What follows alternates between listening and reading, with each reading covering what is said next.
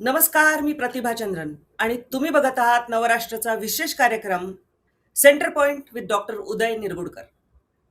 पहिल्यांदा तर माफी यासाठी मागायची. नमस्कार सर, तुमचं स्वागत आहे. आपल्या दर्शकांची माफी यासाठी मागायला हवी की काल आपण त्यांच्यासोबत येऊ शकलो नाही, कारण काही कारणं होती, त्याला महत्वाची तांत्रिक कारणं होती. पण सीजेपीच्या आंदोलनाच्या संदर्भात आम्ही ज्या ज्या गोष्टी बोलल्या होत्या त्यातल्या बहुतांश सगळ्या गोष्टी खऱ्या ठरलेल्या आहेत, हे तुम्ही पाहिलं. त्यावर तुम्ही ज्या प्रकारच्या प्रतिक्रिया दिल्या आणि जो प्रतिसाद दिला तो अतिशय उत्साहवर्धक आहे. अनेकांनी आम्हाला अनेक वेगवेगळे विषय सुद्धा सुचवलेले आहेत की हे पण सांगा, ते पण सांगा. आमचा प्रयत्न असणार आहे की या आंदोलनाचे सगळे पैलू तुमच्या समोर आणायचे. येत्या 2 ते 3 दिवसामध्ये जास्तीत जास्त पैलू तुमच्या समोर उलगडण्याचा माझा आणि निरगुडकर सरांचा प्रयत्न असेल. त्यांच्याकडून या पैलूंवर मी बोलून घेईन.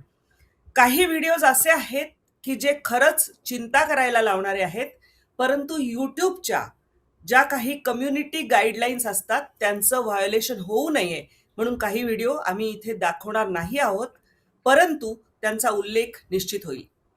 सीजेपीचं जे आंदोलन आहे ते तसं जरी धर्मेंद्र प्रधान यांच्या राजीनाम्यानंतर स्थगित झालं असलं, संपलं असलं, तरी सुद्धा काही ना काहीतरी शिजत राहणार आणि सरकारच्या विरोधातल्या कारवाया सुरू राहणार, याबद्दल काही संशय नाही. आपण सोशल मीडियावर जरी बघितलं तरी सुद्धा त्या प्रकारचे संकेत मिळत आहेत आणि ही लढाई इथेच थांबेल अशी चिन्ह निश्चितच नाहीयेत. याला कारण असं की जे मोदी सरकार कुठल्याही परिस्थितीत धर्मेंद्र प्रधान यांचा राजीनामा घेणार नाही असा एक अंदाज वर्तवला जात होता किंवा तसं वाटत होतं, त्यामध्ये सरकारने 2 पावलं मागे येऊन धर्मेंद्र प्रधान यांचा राजीनामा घेतलेला आहे. सर, मुळात राजीनामा जो घेण्यात आला तो का घेण्यात आला? काय नेमकी कारणं घडली की सरकारने हे थोडंसं बॅकफूटवर यायचं ठरवलं? नमस्कार.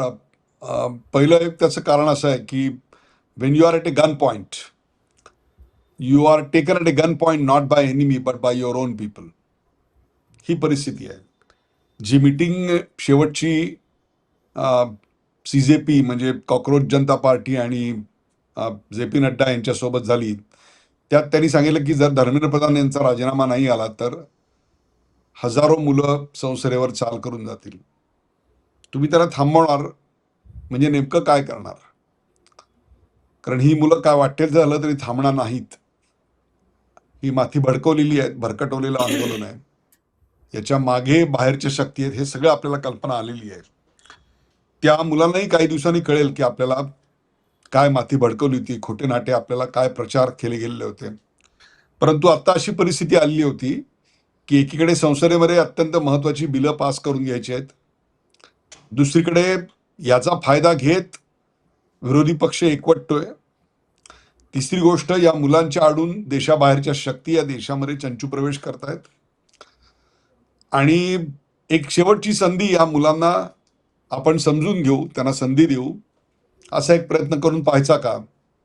याच्याकरता ज्याला आपण एक स्ट्रॅटेजिक रिट्रीट असं म्हणतो, व्यूहात्मक रचना म्हणून एक पाऊल मागे, पण ते मागे पुढच्या मोठ्या उडीसाठी असा विचार करत धर्मेंद्र प्रधान यांनी राष्ट्रीय सुरक्षेचा, अंतर्गत सुरक्षेचा विचार करता हा राजीनामा दिला आणि तो पंतप्रधानांनी स्वीकारला.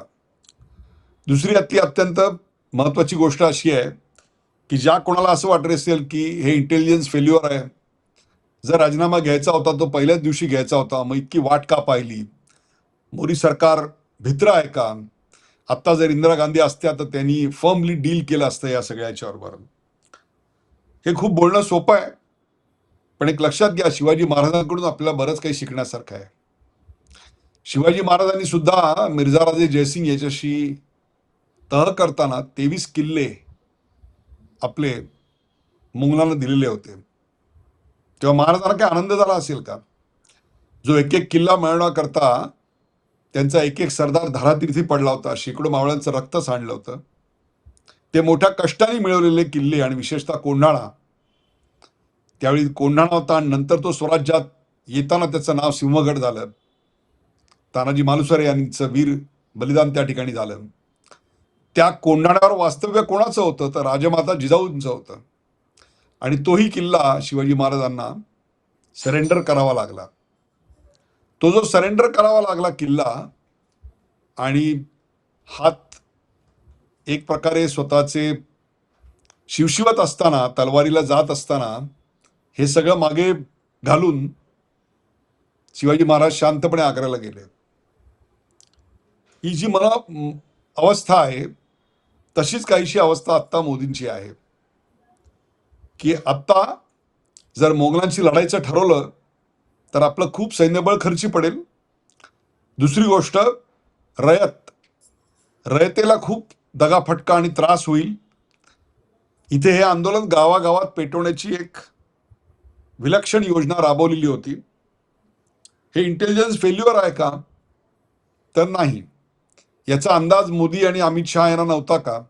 मग तुमचं इंटेलिजन्स काय फक्त विरोधी पक्षातले आमदार आणि खासदार फोडण्याकरता असतं का?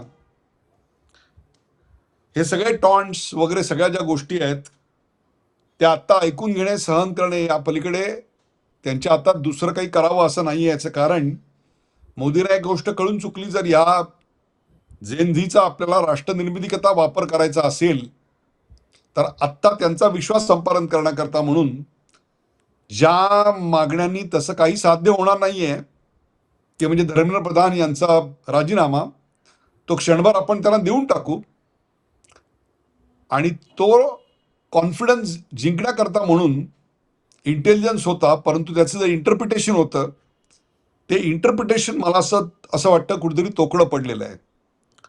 दुसरी गोष्ट अशी आहे की याच्या आडून राष्ट्रविरोधी शक्ती ज्या देशावर ताबा मिळवत होत्या तो धोका अधिक तेज होता.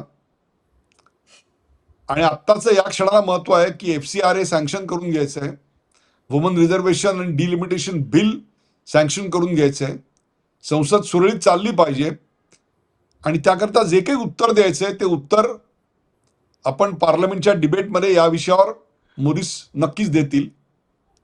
परंतु आत्ता जसे शिवाजी महाराज उद्विग्न मनस्थितीत त्यांनी हा निर्णय जाहीर केला आणि सांगितलं की हो 23 किल्ले मी मोगलांना देतोय, आणि त्यानंतर महाराजांनी 57 किल्ले घेतले, एवढं लक्षात ठेवा. त्यामुळे आत्ता या क्षणाला एवढंच म्हणता येईल की जे गेलं त्याच्यापेक्षा दुप्पट मिळवण्याची क्षमता आणि जिद्द मनामध्ये घेऊन आत्ता ही स्ट्रॅटेजिक रिट्रीट केलेली आहे. ही आधीच का नाही केली त्याचं उत्तर अतिशय साधं आहे. आत्तापर्यंत मोदी सरकारने खूप प्रयत्न केले, त्यांना समजवायचे प्रयत्न केले, कारण जी एज्युटेटिंग मुलं आहेत त्यांनी किती मोदींना आई बहिणीवर न वाटते तेवढ्या शिव्या घालो, ती शेवटी आपल्याच घरातली भरकटलेली मुलं आहेत. त्यांना समजवायचा अतोनात प्रयत्न केला, परंतु त्यांच्या डोळ्यावर इतकं झापड लावलेलं आहे की त्यांना पिवळ्या काचेतून बघितलं की सगळं जग पिवळं दिसतं, तसंच त्यांना ती वैचारिक विषवल्लीची कावीळ झालेली आहे. आणि त्याच्यामुळे आता या क्षणाला सर्व मार्ग थांबले. म्हणजे फास्ट ट्रॅक कोर्टाची घोषणा झाली, 2 स्पेशल न्यायालयांनी जाहीर केली, डेली सुनावणी जाहीर केली, फास्ट ट्रॅक म्हणजे याच्यावर कडक कायदा करण्यात आला. 2024 पर्यंत या देशात, प्रतिभाजी, 2024 सालापर्यंत या देशात पेपर लीक करणे हा गुन्हाच नव्हता. पेपर लीक करण्याची जी एक मोठी ऑर्गनाइज क्राईम आहे, हा एक ऑर्गनाइज क्राईम आहे, ही एक टोळी युद्ध आहे, हा गुन्हाच नव्हता. तो गुन्हा 2024 साली झाला, तो कायदा अधिक कडक करण्यात आला. आतापर्यंत याच्यात कमी दोषी सापडले, याचं कारण त्यातल्या कायद्यातल्या भरपूर पळवाटा होता. राष्ट्रीय सुरक्षा कायदा हा एकमेव कायदा, त्याच्या खाली हा गुन्हा येत नव्हता. त्यामुळे या गुन्ह्याखाली पकडलेले सर्व बिनधोकपणे सुटत होते. हे सगळ्या त्रुटी लक्षात आलेल्या होत्या आणि हळूहळू त्याच्यावर काम चालू होतं. परंतु एक बरं झालं की यामुळे या सगळ्याला गती आली. नॅशनल टेस्टिंग एजन्सी NTA याच्यामधले जे कामचुकार आणि भ्रष्ट हरामखोरी या देशाशी करणारे जे अधिकारी होते तसे 47 अधिकारी घरी गेले, त्यातल्या अनेकांवर फौजदारी गुन्हे दाखल झालेले आहेत. आणि या निमित्ताने आंदोलनकर्ती मुलं, जेन्युइन प्रॉब्लेम्स आहेत त्यांची अशी मुलं, आणि आंदोलनाच्या आडून जे आपण दोघं पहिल्यापासून सांगतोय होय. की आंदोलन जेन्युइन करणारी मुलं पुढे आहेत आणि त्यांच्या मागे दगड घेतलेले पत्थरबाज आणि पेड घोषणाबाज हे आहेत. हे सगळं या निमित्ताने केमिस्ट्री, फिजिक्स, अॅनाटॉमी, बायोलॉजी हे सगळं पुढे आलेलं आहे. यापुढे अशा गोष्टींशी डील करताना या सगळ्या इंटेलिजन्सचा आणि एक्सपिरियन्सचा फायदा दिल्ली पोलिसांना, होम मिनिस्ट्रीला आणि एकूणच सरकारला होणार आहे यात शंका नाही. त्यामुळे खर्ची काय पडलं असेल तर त्यात खर्ची एक मोहरा आत्ता सध्या पडलेला आहे, परंतु जमा काय असेल तर त्या जमेमध्ये बरंच काही आलेलं आहे. त्या जमा झालेल्या गोष्टीवरचं व्याज आता लोकांना लवकरच उपभोगायला मिळेल याच्याविषयी माझ्या मनामध्ये काही शंका नाही. सर, एक या आंदोलनाच्या निमित्ताने बोलायला पाहिजे आणि मला ती जास्त गोष्ट महत्वाची वाटते, ती म्हणजे या आंदोलनामध्ये हुल्लडबाजी करणारी, अत्यंत अश्लील गोष्टी करणारी, तोडफोड करणारी देशविघातक तरुणाई. आपण केतन आणि सिया या एका कारणावरून या विषयावर जे बोललेलो होतो, तो विषय पुन्हा आपल्याला इथे जास्त तीव्रतेने दिसून आला की या तरुणाईला एक वैफल्यग्रस्तता आहे ही गोष्ट अलाहिदा, परंतु संस्कार नावाचा कुठलाही भाग नाही. कुठलेही आई वडील जे आपल्या मुलांचे हे व्हिडिओ बघत असतील, या मुलींचे व्हिडिओज बघत असतील, त्या सगळ्यांची काय भावना असेल आणि हे सगळी ही जी कोलमडणारी व्यवस्था आहे ही जास्त चिंताजनक आहे. 100% जास्त चिंताजनक आहे. हे जसं एका बाजूला आहे संस्कारहीनता, तशी या आंदोलनामध्ये काही क्रिएटिव्ह वेज ऑफ एक्सप्रेसिंग अँगर अँड प्रोटेस्ट हे पण दिसलं. त्यातले जे काही मीम्स होते, त्यातले जे काही प्लॅकार्ड्स होते आणि त्यातली जी काही क्रिएटिव्हिटी होती ती सुद्धा काबिले तारीफ होती आणि त्याचंही कौतुक निश्चित केलं पाहिजे. आता आंदोलनाची दिशा यापुढची बदललेली आणि ती डिफाईन झालेली आहे. यापुढे आंदोलनं ही अशी मोबाईलच्या छोट्या स्क्रीनवर लढली जातील.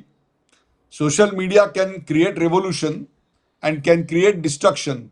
मोदींनी त्या रेव्होल्युशनचा भाग फक्त घेतला आणि डिस्ट्रक्शनच्या भागापासून देशाला वाचवलेलं आहे. अन्यथा हे सगळं नेपाळ किंवा बांगलादेशच्या पद्धतीनं न्यायचं होतं.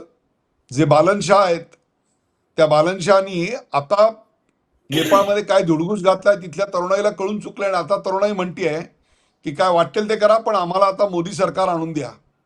अशी परिस्थिती आता नेपाळमध्ये आहे. परंतु ते समजायला एक निवडणूक आणि एक वर्ष पूर्ण जावं लागलं. आज आता संस्काराची गोष्ट आपण करतोय. आपण कुटुंब प्रबोधनाविषयी वारंवार बोललेलो आहोत की कुटुंब प्रबोधन व्हायला पाहिजे. घरात आलं की मोबाईलमध्ये डोकं घातलेले आई वडील आणि मोबाईलमध्ये डोकं घातलेली मुलं मुली, प्रत्येकाची रूम वेगळी आणि त्या रूममध्ये जाऊन मुलं त्यातून काय बघतायत, काय संस्कार घेतायत, काय पोस्ट करतायत याचा कुठलाही आपल्याला अंदाज नाही. आणि हे जे बघतोय आपण ते सत्य वाटतं. याचा अर्थ सगळे तरुण आहेत अशातला भाग, तसेच आहेत अशातला भाग नाही. अशाच 100-150 तरुणांच्या एका मॉबशी मी ऑनलाईन चर्चा शनिवार रात्री केली.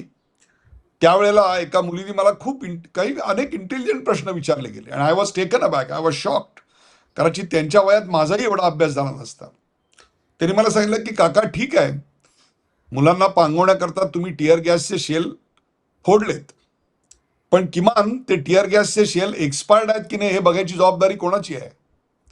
Because if the tear gas shell is expired then it is more harmful because it produces toxic gases and which has lasting impact on eyes and श्वसन क्रिया.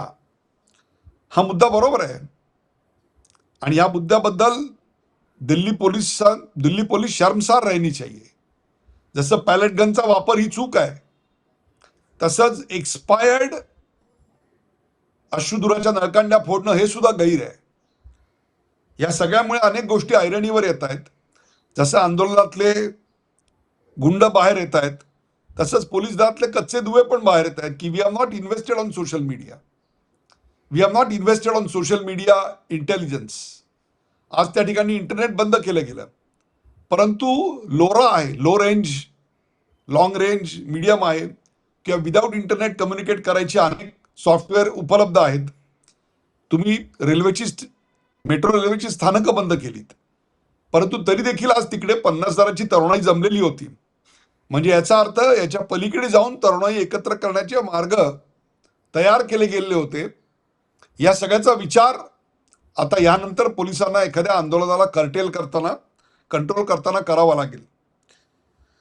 आता ज्या आंदोलनाचा हा नेता आहे त्याची जी काही वक्तव्य आहेत आणि जे काही व्हिडिओज बाहेर आलेले आहेत तेही तितकेच महत्वाचे आहेत आणि तेही लक्षात ठेवण्यासारखे आहेत. राजीनामा आल्यानंतर त्याचा जो आनंद व्यक्त झाला तो निश्चित स्वाभाविक आहे. ती सगळी मुलं जी आहेत ती प्राणपणाने लढली, फक्त ती लढण्याची मेथड योग्य होती का आणि ज्या करता लढतायत ते योग्य होतं का हा सगळा भाग आहेच. परंतु त्याच्या आधी जी वक्तव्य आलेली आहेत त्यातलं पहिलं वक्तव्य आहे की आम्हाला 60च्या वरचा कोणी माणूस इथे नकोय. आता आम्ही आमचे निर्णय घेणार आहोत. अर्थात कधीतरी आपण उद्या परवा याच्या मागची जी इकॉनॉमिक कारणं आहेत, याच्या मागची जी एज्युकेशन कारणं आहेत त्याच्या जेन्युनिटीचाही आपण विचार करूच. त्याच्यानंतर दुसरं म्हणजे अरे हम तो दलित है, हम या बीजेपी और RSS यांच्या नादी कसे लागणार, हे जे वाक्य आहे हे वाक्य काय दर्शवतं, बोलवी ते धनी कोण आहेत हे काय सांगतं. आणि यश मिळाल्यानंतर तुम्ही पहिले कुठे जाता तर कपिल सिब्बल यांच्या घरी जाता. सोनम वांगचुक याला भेटायला गेल्याचं कधी मला दिसत नाहीये, ते काही समोर आलेलं नाहीये. म्हणजे सोनम वांगचुक आणि अभिजित दिपके यांच्यामधली दरी पुन्हा एकदा उघड झालेली आहे. सोनम वांगचुक यांनी मंत्र्याच्या हातून ज्यूस घेऊन किंवा सूप घेऊन आपलं आंदोलन का सोडलं याच्याबद्दल तीव्र नाराजी व्यक्त करण्यात आलेली आहे. पण त्यांनी तुमच्यासाठी जीव पणाला लावला त्याबद्दलची कृतज्ञता मात्र कमी होताना दिसते. तेव्हा या सगळ्यातून फॉल्ट लाईन जास्त आणि युनिटी कमी समोर आलेली आहे. आणि या सगळ्याचा लेखाजोखा या पुढच्या काळामध्ये अशा प्रकारच्या आंदोलनाशी डील करताना नक्कीच उपयोगी पडणार आहे. आणखी एक महत्वाची बाब म्हणजे आता या आंदोलनामध्ये दोन्ही बाजूनी म्हणजे जी पोलिसांकडून लाठीचार झाला तो किंवा जे समाज कंटक तिथे शिरलेले होते किंवा जी तरुणाई तिथे होती ज्यांनी हिंसा घडवली, मग माध्यमांच्या प्रतिनिधींना ज्या पद्धतीने वागवण्यात आलं, महिला माध्यमकर्मींना ज्या पद्धतीने वागवण्यात आलं, हे भाषा करतात लोकशाहीची, हे भाषा करतात ती अभिव्यक्ती स्वातंत्र्याची. मग माध्यमांना ते अभिव्यक्ती स्वातंत्र्य नाही का? तुम्हाला इनकन्व्हिनियंट असलेली गोष्ट जर बोलली गेली तर तुम्ही कसे वागता हे जे दाखवण्यात आलं. आता सगळ्यांवर कारवाई पोलिसांची सुरू झालेली आहे आणि क्रॅकडाऊन सुरू झालेलं आहे आणि दोन्ही बाजूनी नाही, कारवाई आता याच्यामध्ये असं आहे, होय. पोलिसांकडून कारवाई होणार नाही अशा स्वरूपाची हमी त्यांनी मिळवलेली आहे आणि त्या अटीवरच हे आंदोलन मागे घेण्यात आलेलं आहे. पण सवाल असा आहे की जेन्युइन विद्यार्थी त्यांच्यावर कारवाई होऊ नये ही मागणी एका बाजूला आहे आणि सरसकट ह्याच्यातले आंदोलनजीवी पत्थरबाज आणि घोषणाबाज होते त्यांच्यावरही कारवाई होऊ नये हा आग्रह नेमका कशा करता होता. आणि इथेच आंदोलनकर्त्यांचे हेतू आणि त्यामागचे डाव उघड होत आहेत. हे सगळं झाल्यानंतर मुंबईमध्ये जे आंदोलन झालं, विजयाचा महोत्सव झाला, नंतर रेंगाळलेल्या लोकांच्या हातातले बोर्ड काय होते, गडकरी अब तेरी बारी है. आणि सगळं लक्ष सगळ्या ठिकाणी कॉर्डिनेटेड एफर्ट, पटनामध्ये तेच, दिल्लीमध्ये तेच, मुंबईमध्ये तेच. मला तर गमतीनं कोणतरी सांगितलं की मोठ्या बहिणीचं लग्न आल्यानंतर धाकट्या बहिणीकडे जसे लोक बघायला लागतात तसे आता गडकरीजींकडे बघायला लागलेले आहेत. आणि हे कशा करताय तर भारताच्या इन्फ्रास्ट्रक्चरला खिळखिळं करायचंय म्हणून करतायत का तुम्ही? मग तुमची ही ताकद कुठली आहे की ज्याला भारताच्या इन्फ्रास्ट्रक्चर मॅनला तुम्हाला त्या पदावरनं काढायचंय? त्यामुळे या सगळ्याकडे आता बघायची एक नवीन दृष्टी मिळाली आहे, एक पॉज मिळालाय.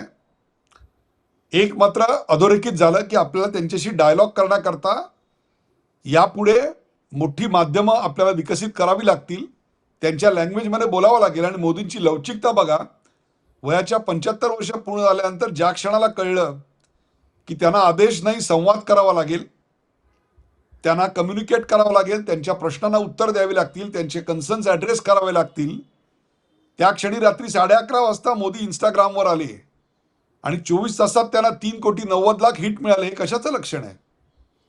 ज्या माणसाचा तुम्ही राजीनामा मागताय त्याची पॉप्युलरिटी इंटॅक्ट आहे, ह्याचंच ते लक्षण आहे, लक्षात ठेवा. आणि मोदींनी तेव्हा सगळं जाहीर केलं आणि त्याच्यामध्ये फास्ट ट्रॅक कोर्टाची घोषणा केली, नवीन कायद्याची घोषणा केली आणि नंतर नंदन नीलकेणी यांची नियुक्ती देखील झाली.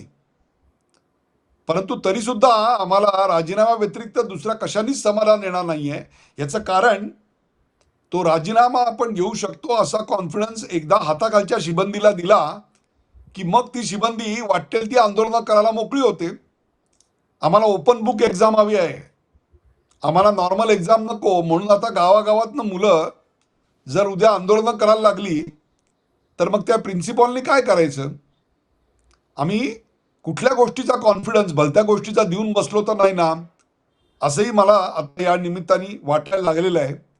त्यामुळे या आंदोलनाचे काही चांगले गोष्टी जशा आहेत त्यापेक्षा सुद्धा वाईट गोष्टी, वाईट पायंडे आणि भलताच कॉन्फिडन्स, अति फाजील आत्मविश्वास आणि गैरविश्वास या गोष्टी सुद्धा समोर आलेल्या आहेत. एक खूप मोठी त्रुटी पण समोर आलेली आहे आणि ती आहे एन्झायटी.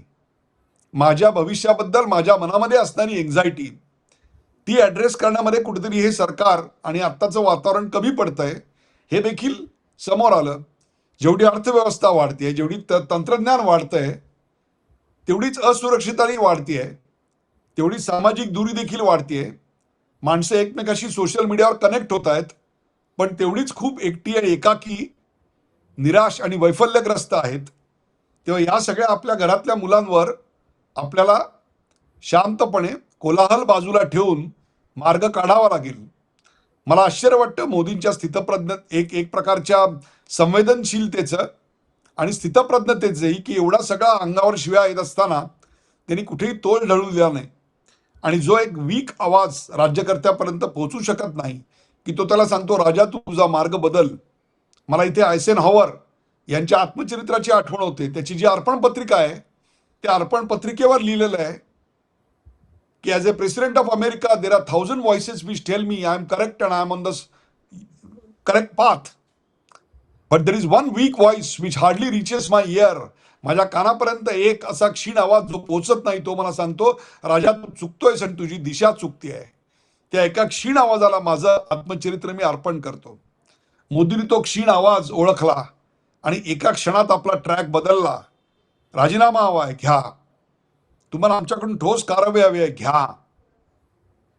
आणि त्या आंदोलनाची हवाच त्यांनी काढून घेतली. There are some larger concerns and I am sure in the days to come that structural change will happen.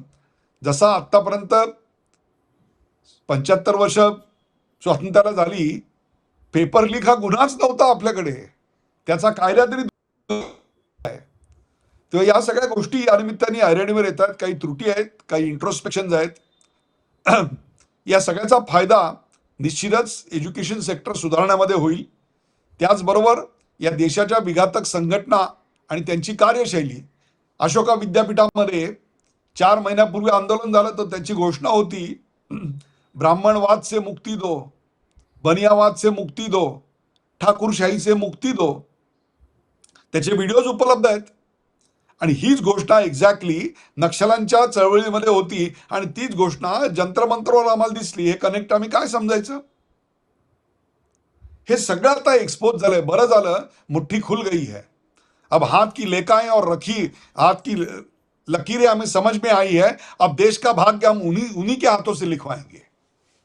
Sir, एक फार महत्वाची गोष्ट यामध्ये होतीये, ती म्हणजे सगळे लोक आता सीजेपीच्या या हे जे मुखिया होते त्यांना विचारायला लागलेत की पंजाबच्या शिक्षण मंत्र्याचा राजीनामा मागणार की नाही आणि कर्नाटकच्या शिक्षण मंत्र्याचा राजीनामा मागणार की नाही, त्याविरुद्ध केव्हा आंदोलन करणार. घरातल्या माणसाविरुद्ध कसं आंदोलन करतील? पण ते त्यांनी जर नाही केलं तर विश्वासार्हता गमावतील. तेव्हाही विश्वासार्हता नव्हती, विश्वासार्हतेचा पडदा उभा केला गेला होता. मी पुन्हा पुन्हा सांगतोय, भडकवलेली माथी आणि भरकटवलेली दिशा हे याचं वैशिष्ट्य आहे. एक नवीन मोडस ऑपरेंडी सोशल मीडियावर ऑपरेट होणारी, लोकांच्या विद्यार्थ्यांच्या मनामध्ये असलेली एक एन्झायटी आहे आणि ती जेन्युइन एन्झायटी आहे. And this is even revelation to me. And I salute for the creativity and minutism of this agitations. याच्यातनं आमच्यासारख्या पिढीला शिकण्यासारखंही भरपूर आहे. And I have also learned it.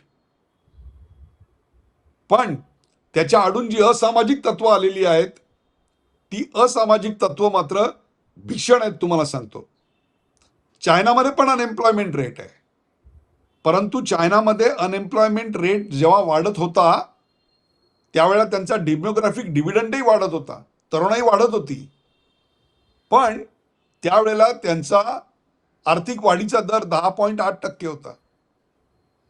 आमचा आत्ता डेमोग्राफिक डिव्हिडंड म्हणजे तरुणाई वाढतीये आणि आमचा दर कुठेतरी आता 7-7.25% आहे. आपण आत्ता 10 ते 12 लाख एवढे जॉब्स निर्माण करतोय दर, परंतु jobs requirement is much more. आपण आत्ता करोडो लोकांना, बेरोजगारांना व्यवसाय चालू करण्यासाठी कर्ज देतोय, पण त्या कर्जाची ॲव्हरेज रक्कम 15-16 हजार रुपये आहे. आणि त्यातून डेली स्ट्रेस जो आहे त्यांचा, रोजचं घर कसं चालवायचं, अन्न कसं मिळवायचं, त्याची समस्या फक्त त्या महिन्यापुरती सुटती आहे.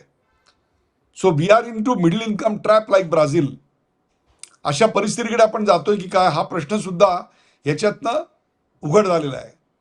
जी एक अनएज्युकेटेड गिग इकॉनॉमी आपल्या समोर येते, ज्याच्यामध्ये कुठल्याही प्रकारचं स्किल्स अपग्रेडेशन होत नाहीये. त्यामुळे त्यांच्या भविष्यावर त्यांच्या मनामध्ये असणारी चिंता स्वाभाविक आहे. ते एका बाजूला आहे. आणि एज्युकेटेड अनएम्प्लॉईड, त्यांना जॉब तर मिळत आहेत, परंतु मनासारखे आणि मनासारखा पगार असणारे जॉब मिळत नाहीयेत.